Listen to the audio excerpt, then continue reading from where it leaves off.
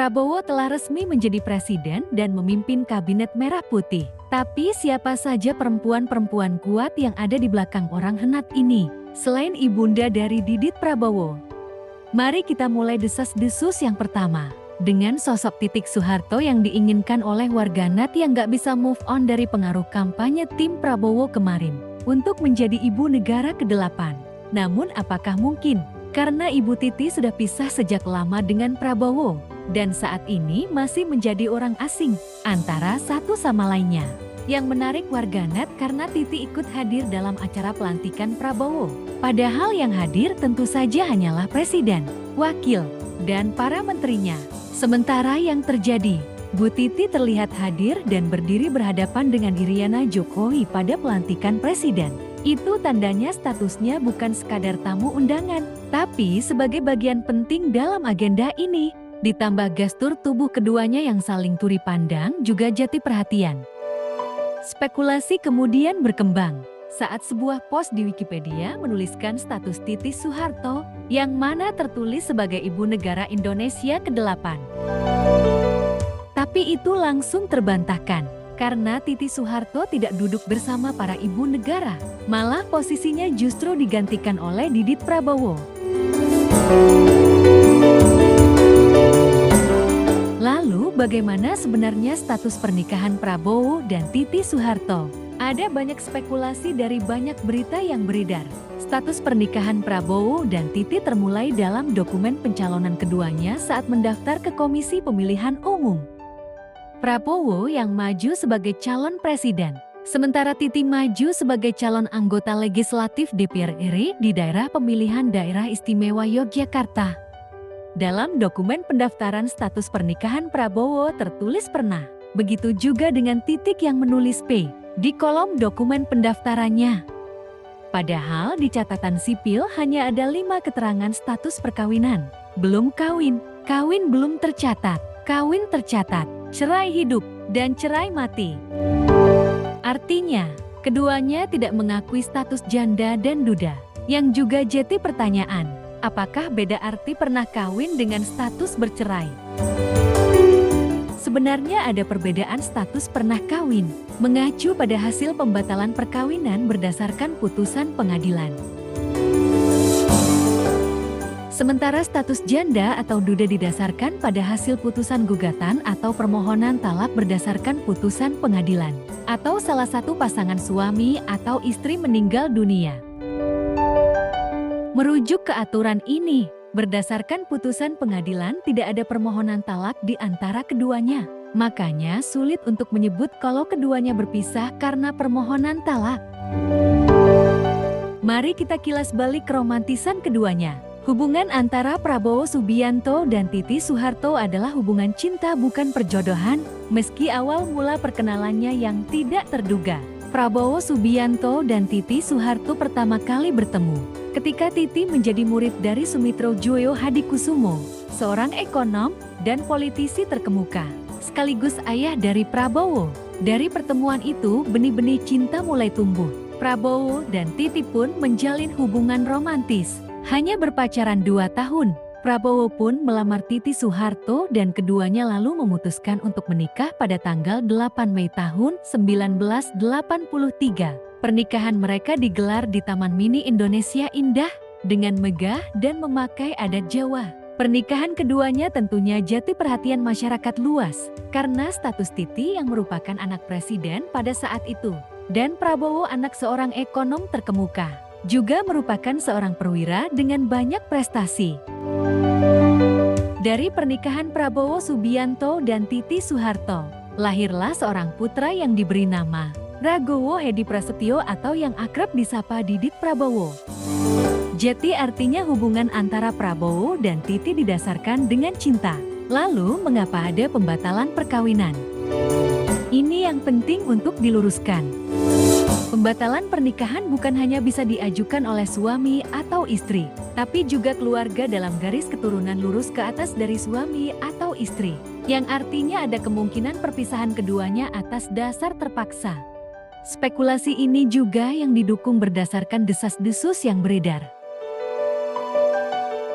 Perpisahan mereka dipicu oleh situasi politik yang memanas pada akhir masa pemerintahan Soeharto. Pada tahun ke-1995, hubungan antara keluarga Sumitro dan Soeharto mulai merenggang. Hal ini disebabkan oleh sikap kritis Sumitro terhadap kebijakan Soeharto. Salah satu kritik Sumitro yang membuat Soeharto marah adalah terkait dugaan korupsi dalam dana pembangunan.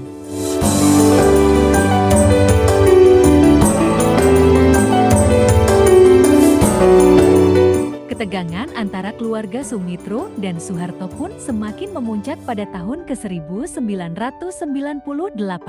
Ketika terjadi krisis ekonomi, politik dan sosial yang mengguncang Indonesia.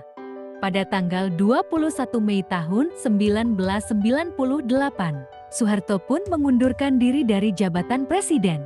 Setelah mendapat tekanan dari berbagai pihak, termasuk mahasiswa yang menduduki gedung MPR DPR, keluarga Soeharto menyalahkan Prabowo Subianto, yang saat itu menjabat sebagai Panglima Kostrad, atas kejadian tersebut. Mereka menuduh Prabowo tidak melakukan tindakan untuk menghalau mahasiswa, bahkan tertuduh pula dalam upaya menjatuhkan Presiden Soeharto.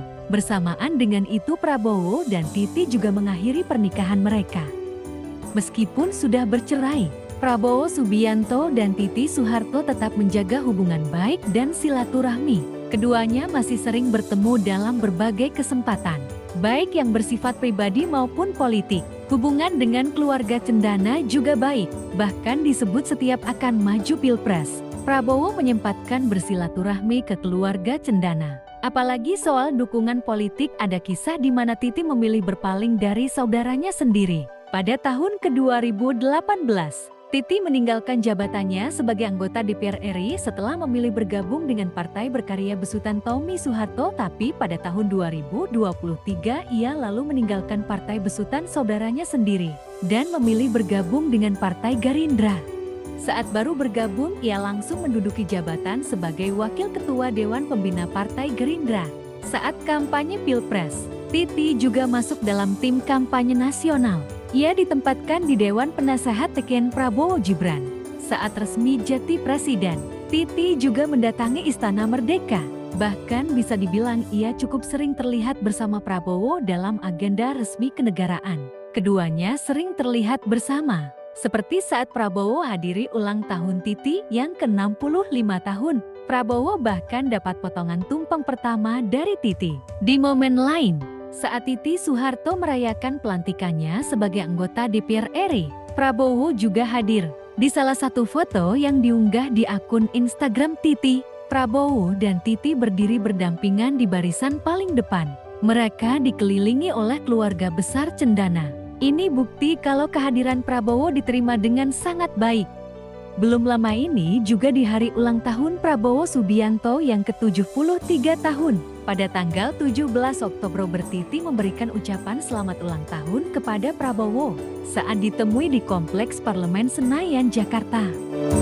Maka pada dasarnya, hubungan keduanya masih sangat dekat. Titi juga hadir saat perayaan ulang tahun bersama Didit. Apakah ini pertanda keduanya akan rujuk? Sulit untuk menjawab ini. Tapi ada beberapa faktor pendukung, seperti baik Prabowo maupun Titi Soeharto juga tidak saling menikah lagi usai lebih dari 25 tahun berpisah. Artinya tidak sulit untuk bisa kembali. Soal hubungan dengan keluarga satu sama lain juga sangat baik. Mereka juga masih saling mendukung dan menghormati satu sama lain. Kalau kita bicara sejak kapan keduanya mulai dekat kembali dan sering menjadi sorotan media, terutama ketika Prabowo kembali aktif di dunia politik. Jawabnya, mulai dari pencalonan sebagai capres sejak 2014 hingga sekarang. Keduanya tampak saling mendukung karir politik masing-masing. Ditambah dengan dukungan dari anak sematawayang Didit Prabowo, tentunya juga bisa menjadi sinyal yang kuat untuk membuat keduanya rujuk. Tapi potensi untuk kemungkinan tidak rujuk juga ada. Kalau ingat wawancara Titi Soeharto dengan Aiman Wicaksono, yang mana saat disinggung soal isu rujuk, Titi menyebut, "Gak usah rujuk, gak usah kok rujuk. Kita nih hubungannya baik, tidak pernah ada perselisihan." Ia menyebut kalau meski tidak memilih untuk rujuk, hubungan keduanya tetap baik. Tapi kemungkinan pada saat itu keduanya belum menormalisasi hubungan satu sama lain.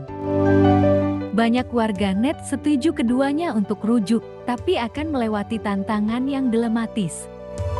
Titi nantinya akan menjalani peran ganda sebagai ibu negara dan anggota DPR RI.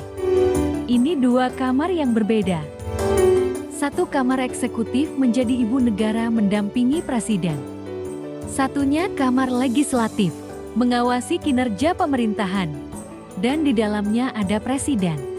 Nah, kalau misalkan ada arahan untuk menjadi ibu negara, maka memang idealnya tanggung jawab di parlemen itu harus dilepaskan. Untuk melanjutkan kisah, siapa saja wanita yang ada di belakang Prabowo? Silakan simak di part 2 pada kanal ini.